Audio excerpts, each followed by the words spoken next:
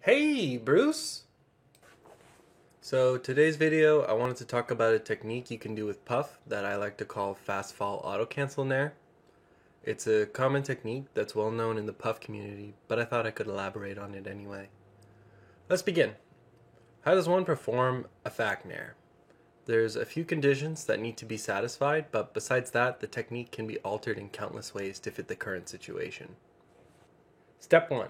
Acquire sufficient height. Does not matter how you get there as long as you can throw out a nair at the correct height.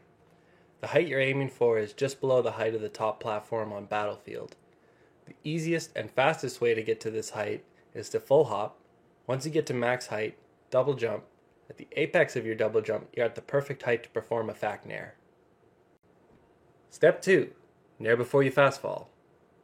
You're in position. It's time to descend.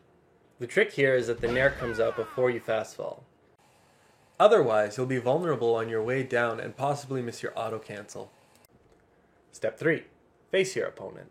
Your ability to stuff or trade is hindered by approaching with your back to your opponent. Puff has a number of opportunities to turn herself around before she starts her nair. Here's a few. The direction you're facing before the first jump. You can air pivot the second jump, or stall and air pivot with the remaining jumps. Try to use all of them and keep your intentions unclear. This is one of Jigglypuff's more aggressive options, and you'll have an easier time catching your opponent if you catch them off guard. But the most important part is to identify your opponent's intentions and hide your own. There might be well over 100 variations of this technique, but they all have a common exploit. That is, they take a very long time to prep. If your opponent can read your intention to FAC nair, you can lose stage or get counterpoked. Puff has the freedom to mix this technique up both spatially and temporally, so I recommend taking advantage of all your available options. You can mix up your timing in one of two general ways. You either stall during your ascent to the right height, or you stall after you're already high enough to FAC nair.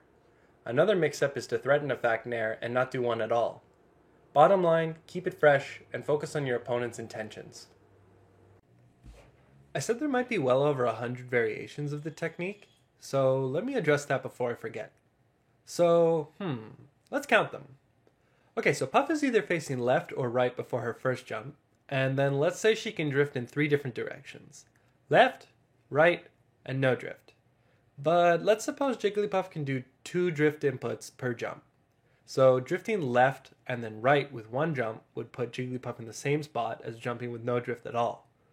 But the way she got there is different, so I'll consider them different. That would mean there are 9 different ways Puff can do a single jump. Jigglypuff can now decide which direction she's facing with her second jump, 9 choices for the drift on that jump, and finally another 9 choices for the path Jigglypuff chooses to get down.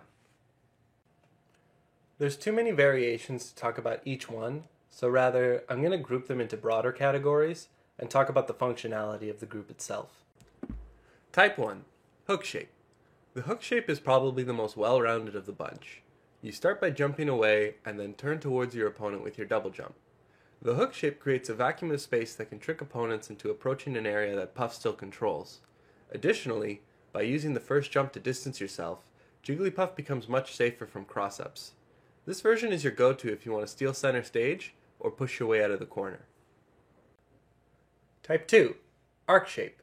The arc shape is the broadest category of shape.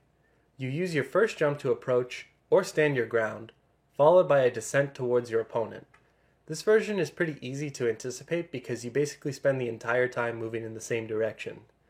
Despite that, it's an amazing tool against your campier players because they're likely to overspace and give you a free pass to set the whole thing up. You can also use it as a bait if you choose to just jump straight up. You're more likely to overextend with this option, so watch out for cross-ups. Type 3. Knot shape. The knot shape is best used when fighting somebody who wants to scrap. Start by jumping towards your opponent with your back facing them. You can throw out a bear to keep your hurt boxes smaller or discourage your opponent from blasting through you with an overshot aerial. Hop back and air pivot so you're facing your opponent, and then come down on them in a snap with your FAC. Easily the most aggressive FAC type. Just something to note about these categories. It's the path Jigglypuff takes that defines the category and not the direction Puff is facing. So I think there's a lot more to talk about with this technique, You can expect future videos about what you can do after the hit, and another video about counterplay. Thanks for watching.